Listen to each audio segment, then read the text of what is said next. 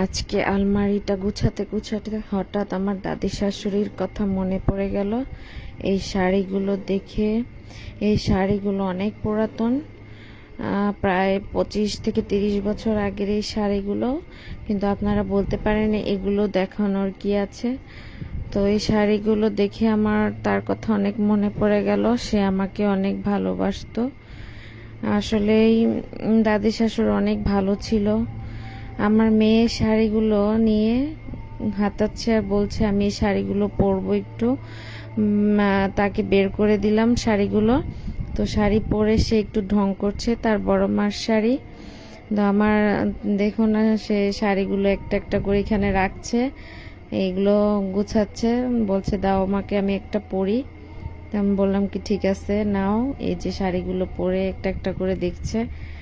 আর শাড়ি পরে নিজে নিজেই সে শাড়ি পরে বউ সেজে সে এখন আমাকে দেখাচ্ছে, দেখো আম্মু কেমন লাগছে। আসলে পুরনো জিনিসের মাঝে অনেক ভালোবাসা স্মৃতি লুকিয়ে থাকে।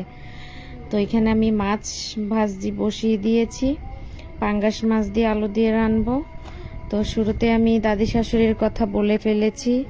তো আসলে আলমারিটা হঠাৎ করে গুছাতে যেয়ে তার শাড়িগুলো পেয়ে আমার মনটা অনেক খারাপ হয়ে গেল।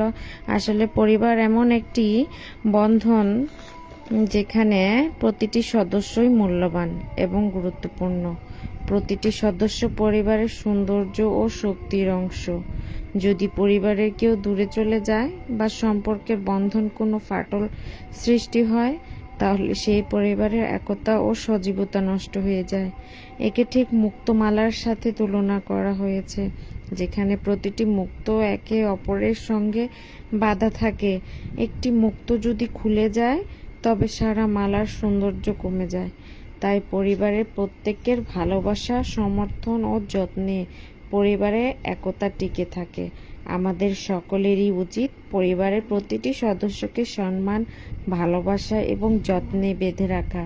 পরিবার শুধু রক্তের সম্পর্ক নয়, এটি একে একে অপরের প্রতি দায়বদ্ধতা ও নির্ভরতা একটি মূল্যবান বন্ধন। পরিবারের প্রতিটি এই একতা সমর্থন যদি আমাদের জীবনে আরো সুন্দর ও অর্থবহ করে তোলে। আজকের মতো এই পর্যন্ত।